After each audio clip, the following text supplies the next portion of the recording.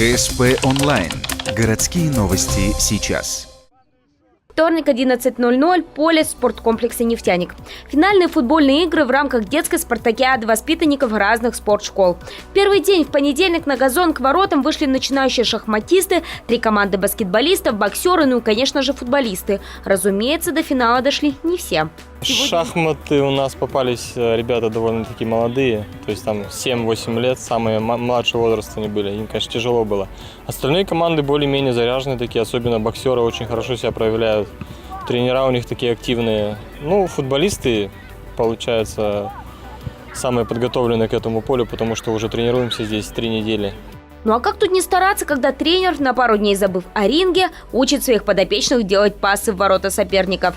Это дает свои результаты. Боксерам, конечно, не удалось обыграть футболистов, но свое серебро у баскетбольной команды «Чертята» они все же выбили. Посмотрим, кто победит в следующих состязаниях спартакиады.